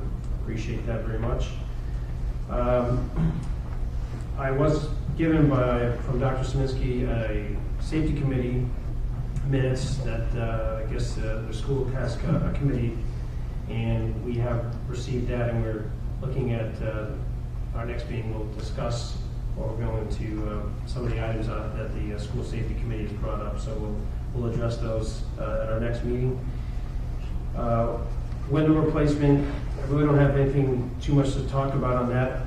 Maybe we could defer Dr. Saminsky on that as far as where we stand with the construction attorney. I'd rather discuss that in executive session from Okay. So the only other thing I had on that, Bob, was that we have kind of skipped over was the tennis court netting. I know we had that in the budget for this year. Are you talking about put netting? The netting for the baseball fields? That was it's my understanding that was could be part of the capital, but the facilities committee hasn't decided that yet. The part of 100,000? Yeah. Okay. And the True Green, the Rich Colarco proposal tonight, so which some people, I thank you for coming tonight and speaking on behalf of that. So specifically the Caulfield, and that's it on as far as I have as far as Policy, there are a number of policies up there, both first and second reading. We'll cover those when we get to action items. Program committee, we didn't meet this past month, but we're expecting for the next month that we'll be going over the guidance survey, and we will take up the homework philosophy policy. Negotiations, we've had 3, 4, maybe 5 meetings of negotiations since the last meeting. 2 bargaining units, teachers, and non-certified. So we'll talk about those in executive session tonight as well on negotiations. So we have to set up this week. Next meeting for the teachers is from tonight. Athletics and extracurricular activities? Nothing really to report to you. Finance, we have, I think today we nailed down a date for December 10th. Items on the agenda are going to include the status of the audit, progress made with the audit and so forth. Second is financial reporting, formats of the reports that we go over at the meetings each month. And we'll discuss those with Jane and get some ideas so that the committee can come back and make a recommendation to the board as to what reports we need to have or change going forward. And the last item I have on the agenda is to discuss the accounting for deferred compensation, specifically the deferred compensation for the superintendent.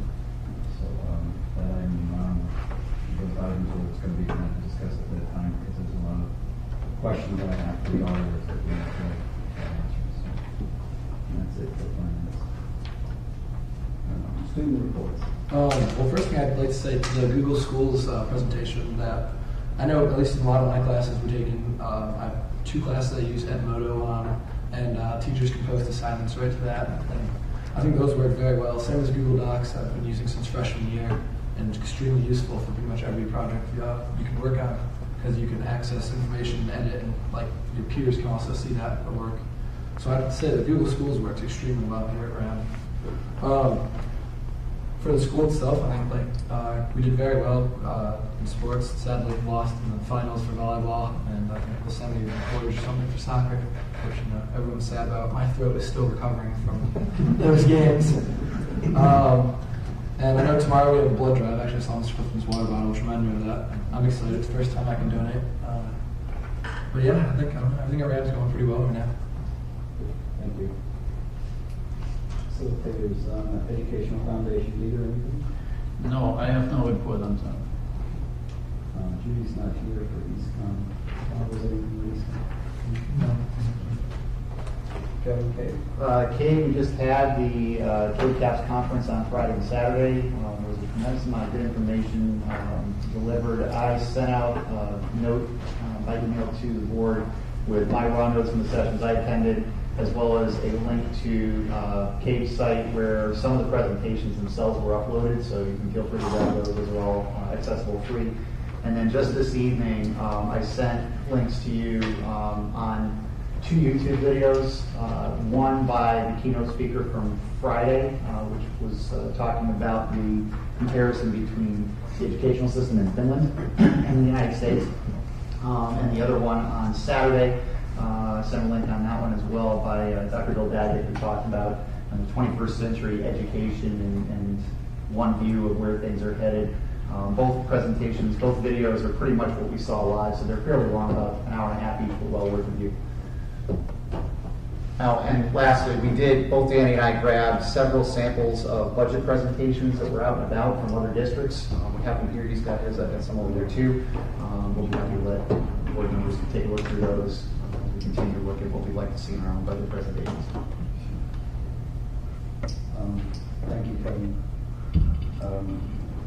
Chair's report. On November 3rd, we had the meeting for the special education director interview, and Bob was working through that. And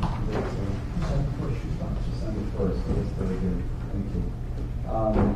November 10th, we had the first public forum, which included the department heads, I guess, for language, social studies, math, and English. So that was a very, very, at least I think it was very helpful for those of us that attended. The second one is on November 19th, and we're going to have guidance, art, special education, and technical education. Right? Guidance will not be here because we don't have a closure of guidance. Okay. Guidance will not be here. And then special education, the new person comes on, gets a feel of it. So who are we doing on that? We're doing art, music, tech ed, science, and Healthy.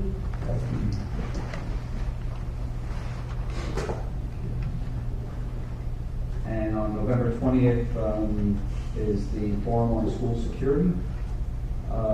As you know, most of you know, Amy's been working with Connecticut Voices for Children, which is an advocacy group that's going to be presenting. Amy helping out here some statistics on school strategies with security and what schools are using and their effectiveness and so forth. Different options for school security in the realm of school resource officers. There's different types of them. So, in addition to that particular group, we also, Dieter and I were sitting in a session at CAVE over the weekend, and Shipman Goodwin, who is the board's attorneys, gave a very, very good presentation on, I would say, the legalities associated with not necessarily a specific program. So some districts have opted for a security guard type of arrangement.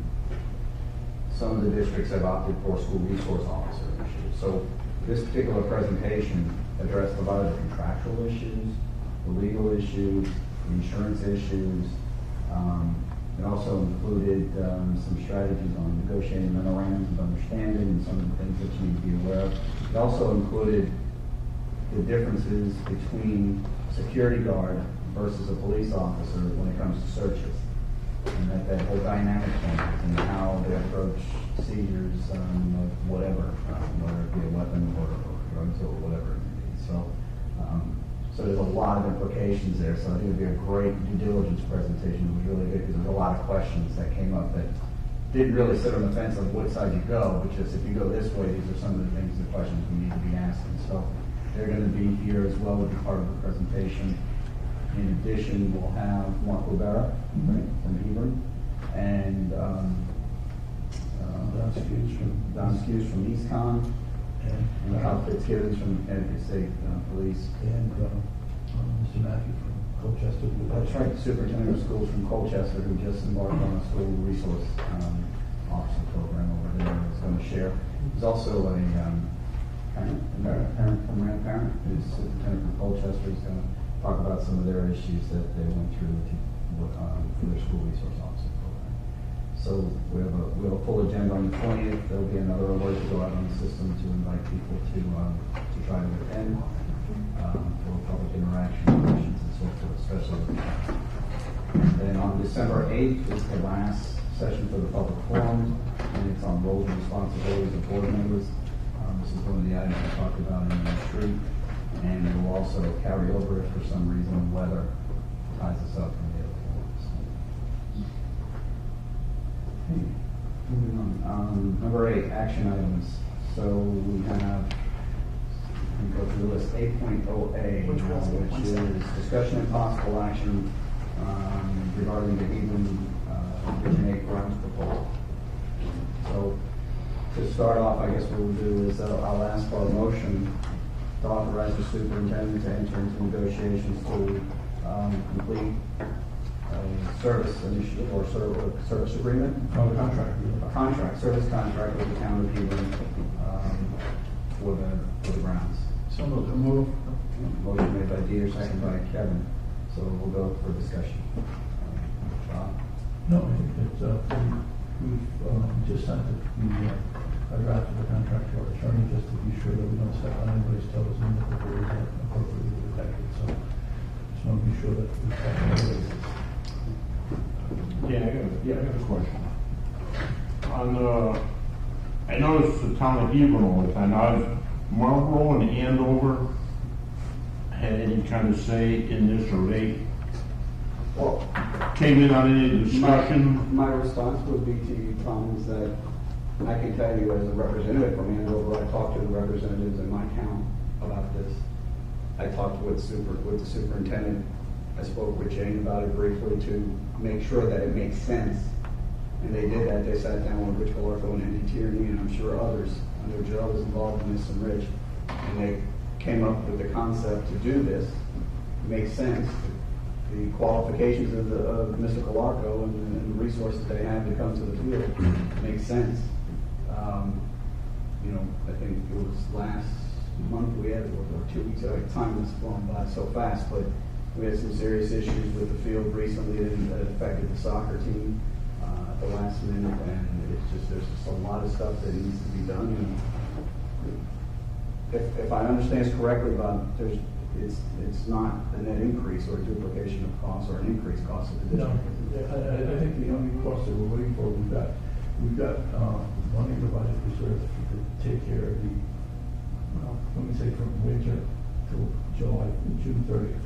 And then we're waiting for an estimate from him for June 30th, July 1st to June 30th for next year. I haven't got any more next year's budget numbers. And he's working on that. No, I'm not. But that's my response to I understand it. I'm not questioning what has to be done. I'm not questioning that. I realize the fields need a little repair work. I realize that. But the only reason I bring up Marlboro and Andover, because I don't know who's here or when we built the school, okay? It goes back to then.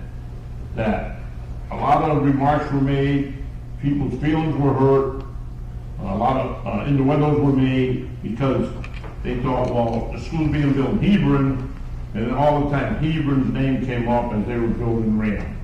And Andover and Marlboro, a lot of people in those towns got their nose bent on shape because they are also funding anything that happens here. So that's why I was asking if they had any input at all, or do they understand what's going on. I just don't want to open up any old wounds. That's all. Can I answer his question? Okay. We had, the representatives were all invited, Tom, from Andover and Marlboro. Andover did not attend, but Catherine Gudinski from Marlboro did attend the meeting that we had with the selectmen. And that was how we started this process. Just so there was definitely representation that was invited to the table. And I think Danny clarified Andover's position. I mean, as long as it was not a net increase, they were happy with the arrangement.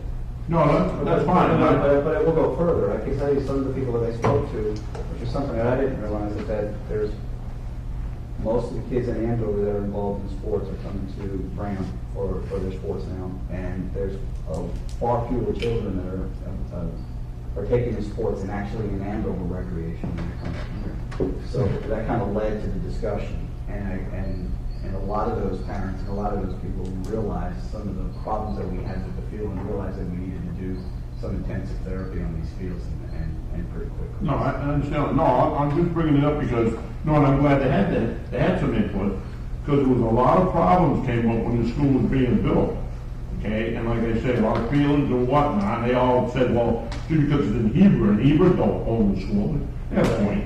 That's all. I just didn't want no more problems that we need. We don't need a crowd out here yelling us for. We weren't told. I just want to make sure that they know what the score is. That's all. That's all I'm asking. Okay.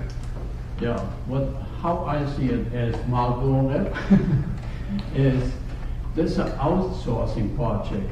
It's not taking over ownership of something. And therefore, there is no problem with it to have outsourcing whoever is doing it. Right.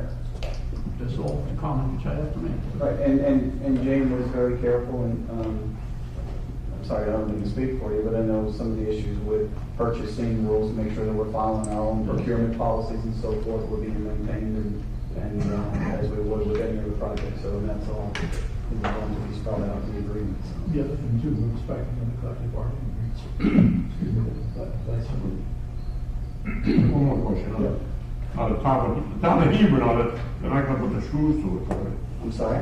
They're not going to put the screws to it, are they? They could. Well, They okay. could. This is no different, Tom, than any other outsource we would do. You get a contract, you get a price, you make a business decision on what's the right thing to do. So, Oh, I understand that. you know, that's the relationship. And I think the other, It's taken as a joke,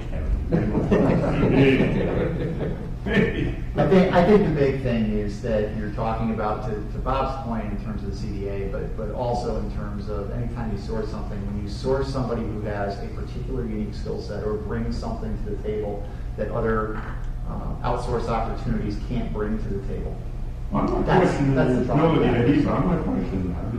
This all never really been informed and maybe everyone's happy. I think, I'm sorry, Tom, maybe we'll step on. I think one other benefit that maybe people don't recognize what this will do for the CBA and our maintenance staff that we do have, which is limited, but we do have a very talented couple of guys outside right now that are really doing a great job.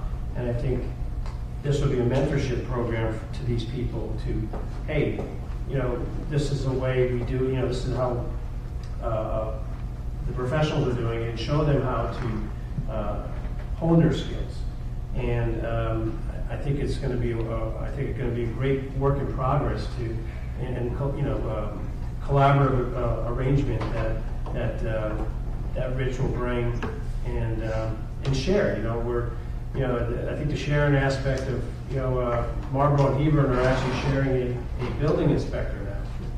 So 60-40 Hebron and 40% in Marlboro. So they're sharing resources in that regards. And to what Vinny said out there about buying a piece of equipment, you know, $90,000 piece of equipment that we only use 3 months or 4 months out of the year, and Glastonbury can use it the other 6-7 months, whatever. It really is becoming the norm now with sharing. So I really do think this is a win-win for everybody, but I think it's a big win for our maintenance staff as well. Mike? Yeah, well, compared to some of the other things that have gone on, I mean, when we had the business manager and some of the IT services, you know, we asked, but no one ever really knew what was being done, how many hours were being provided. But, you know, we do have the services detailed, but still, you got a field that gets boys and girls, JV and varsity soccer, football, and in the spring it gets lacrosse with varsity, junior varsity, and boys and girls, and then you get a little bit of June, July, and August to try and get it to recover. So it'll still be a tall task. But just question, Joe, since I wasn't here in October. In this agreement, what are we doing that's above what True Green was doing? Above. True Green was kind of fertilized. Well, the fertilizing area, it's really not anything other than above than some of the techniques that Rich done. For example, we had grubs on our high school baseball field. Well, according to state statutes, you can't use pesticides, but you can use nematodes. So Rich has been, you know, very creative and instrumental as a groundskeeper in understanding other ways to counteract those types of invasions. insects and so forth. So that's where we don't have any expertise currently, where you can experience or have the share the wealth of the experience of Mr. Clark. And he also has other resources that from the Yukon. He's actually sits on some of the committees of the Yukon report that we had done. He works collaboratively with those people. So I really don't think there's a lot above, other than like we did soil sample. He took soil sample tests a couple weeks back, and to try and determine where we stand with the composition of the field, the clay contents, and so forth, and that'll give us a starting point to what we need to do to, fix the irrigation problem or drainage situation that we have. I don't think True Green can offer that in regards to that. Tell us what needs to get done.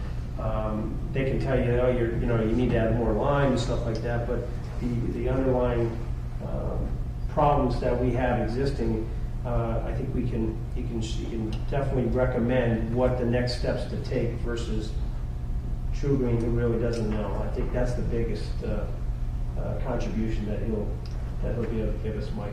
And I think you make a very valid point about the wear and tear of the field. There's nothing that Rich Clark can do. Just a couple other things, just so everybody's aware of it. Excuse me, included in the proposal is some of the hill mowing, which has been an issue that has caused some problems for us because we've had to go out in the street to do it. I think that, and then I think one of the big things is the proximity. Just being here to see if there's an issue that some quick attention might be able to solve some problems down the road, rather than waiting for somebody to put us into the schedule and come out and do what they need, tell us what to do or to do some of it for us. But the aerating, the seeding, the pack dressing, the fertilization. I think that those are things that have been done, and I think that we look maybe with the proximity, there's a little bit more love and care as opposed to just a client. Isn't there an expectation that we may need less solid replacement each year? That's. I mean, that's how a joke on my ass vote. You're telling me that's not joke? Yeah, no, I mean, here we go into the film. I believe it. I can believe it too. I mean, you can. The weather. Really. I just want to thank Joe and Rich and the facilities committee and for the collaboration with Rich and Tierney and Gail and Bob and Jane for sitting down and kind of sifting through the ideas and the dreams and the plans and the thoughts of everyone and making this happen. So I think just one unknown here is that I guess once we agree to this, I guess Hebron has to, I don't know if it's the board of selectmen or whatever, must obviously take similar action. So I guess once we do that, then I guess they'll have an opportunity to address that. So we'll have to stay tuned with that. So with that, if there's Dave. One more question. Yeah. Is it a yearly agreement or is it a long-term agreement? The way the contract is written, it would be this year, continuation of this year through June 30th, then picking it up July 1st, 2015 to June 30th, 2016. Then in that time period, you can do amendments each year. But that's because I would assume the price would change every year. Yeah, that's why you have to do an update or an MOU to the agreement.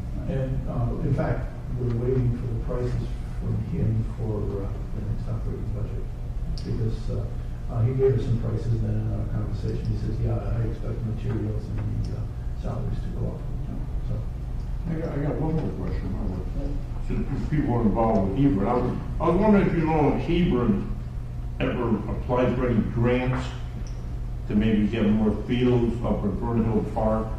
The major problem really, we've got to all admit it, there ain't enough fields. And the one field even here was never built. It was supposed to be built here in RHAM. And like Mike said, they take a beat. And when you're going to rush, when can you rest them? And there was another town with Grove. Did you see that on TV? There was I don't know if you saw that one. It's uncommon that they do get groves. I heard And you can't. conversations in the hallway at the Cape last week.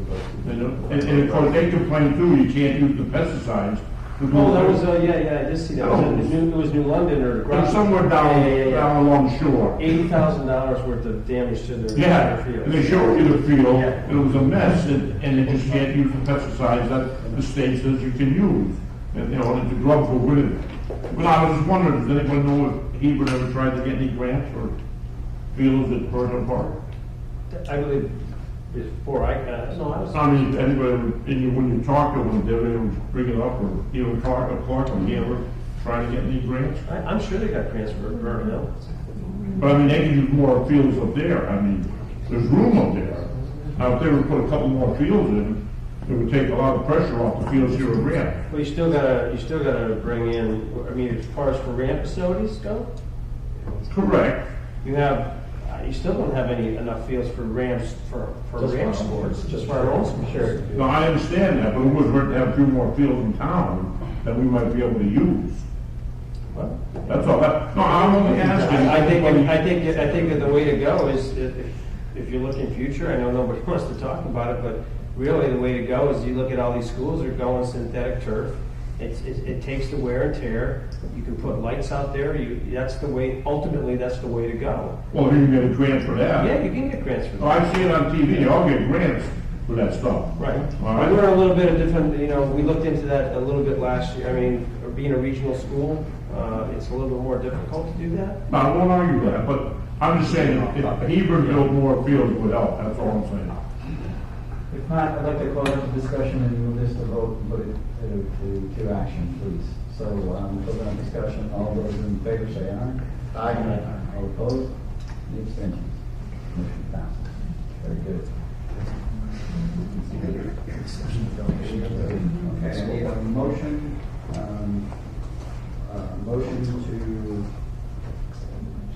motion to accept the donation of a school board for the middle school from the RHAM Sports Booster Group.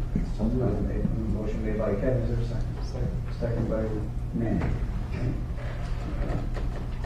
Discussion.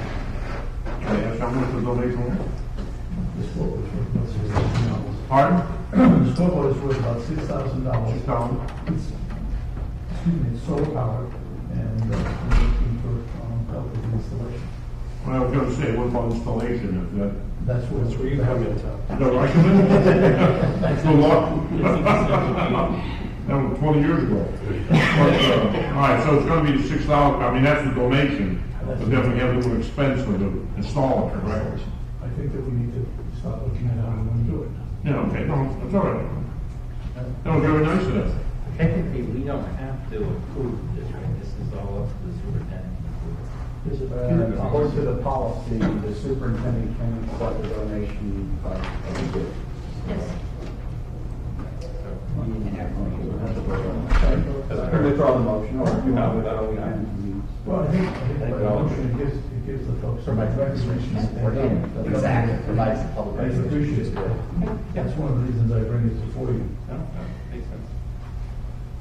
Well, who actually accepts the gift? Him or Region 8? I mean, you say the superintendent. Well, the superintendent has authority under our policy for gifts and donations to accept donations over, is it $500? Yeah, okay. To the district. He has, as our administrative officer, to the ability to accept it. He brought it to us for the reason to discuss it. Correct. Okay, no, I didn't. Okay, so that's right. Oh, I thought it was. All right. Generous gift. Any further discussion? Call the vote. All those in favor say aye. Aye. Any opposed? Abstentions? Motion passes. Danny, can I just add one thing on that? I'd like to make a thank you to Vinnie Colonna and to Sarah Tarka and the Sports Boosters organization. And I believe Vinnie has the paperwork that was, I believe that's to Jane. Thank you. Thank you very much. And your fundraisers this weekend, right? Yes. As well, thank you. Fundraiser for Sports Boosters this weekend, 22nd, Church of the Holy Family. Church of the Holy Family, yes. What, 7? 7:30 p.m. to 10:30 p.m. It's a tasting. Tasting event, yes. Tasting event. Tickets still available now, and tickets at the door, or? Tickets are available now, $25 per person, $30 at the door. And they're on, you can get them right on the Sports Boosters, RHAMSportsboosters.com. Great. Great. Thank you, Ben. Okay, now I'm looking at the May, so. Okay, so we're going to go to item, need a motion, 8.0C, need a motion to go on executive session for the purpose of discussion on action regarding negotiations. I'll make that motion with the addition of and potential litigation.